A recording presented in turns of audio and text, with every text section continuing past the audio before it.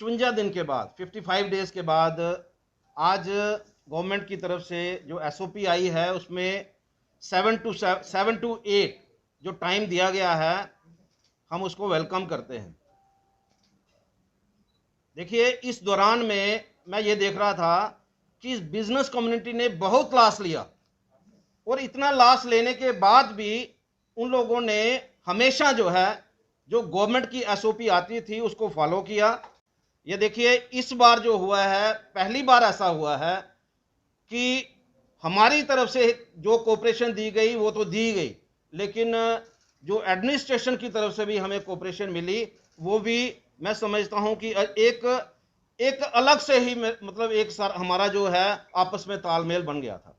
मैं इस दौरान में यही कहूंगा कि जिस तरह का एक एटमॉस्फेयर रहा सबके लिए, डीसी साहब अप्रोचेबल रहे, डिपकॉम साहब अप्रोचेबल रहे, एसएसपी साहब अप्रोचेबल रहे, और इसके अलावा मैं ये भी कहूँगा कि जिस तरह से अलग अलग एसएचओज जो हैं, डीएसपी हैं, एसपी हैं, उन्होंने भी हमारी बात को मानते हुए, कई बार कुछ लोगों ने वायलेशन की होगी, लेकिन जब हमने उनको अप्रोच की और उन्होंने हमारी बात को मानते हुए और उन लोगों को रिलीज़ किया।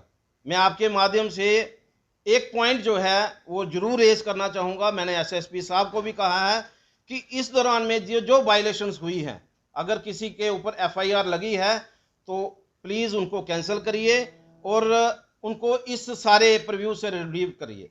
ये बात मैंने एसएसपी साहब से कही है, डिपकॉम साहब से भी कही है। तो हम यही चाहेंगे कि ये चीज़ें जो हैं, जो एफआईआर लगी हैं, वो कैंसिल हों। तो यही हमारी डिमांड है कि एटलीस्ट जो ढाबे हैं, रेस्टोरेंट्स हैं, ये बैंक्वेट्स हैं, इनको भी परमिशन दी जाए ताकि ये भी जो है अपना रूटीन का काम कर सकें।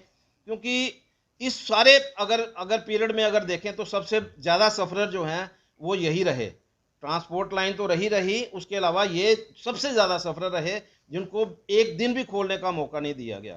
तो मैंने अपनी तरफ से ये डिमांड रखी है, सीएस साहब को भी हम लोग लिख रहे हैं और कोशिश कर रहे हैं कि इनके रेस्टोरेंट, ढाबे वगैरह जो हैं 50%, एटलीस्ट 50% ऑक्यूपेंसी से ये खोले जाएं। गरीब लोग हैं, जो छोटे बिजनेसमैन हैं, जो ट्रांसपोर्ट लाइन में काम करने वाले ऐसे लोग जो अपनी किस्तें नहीं भर सके हैं, तो उनके लिए एक स्पेशल रिलीफ जो है, पैकेज जो है, वो गवर्नमेंट की तरफ से दिया जाए।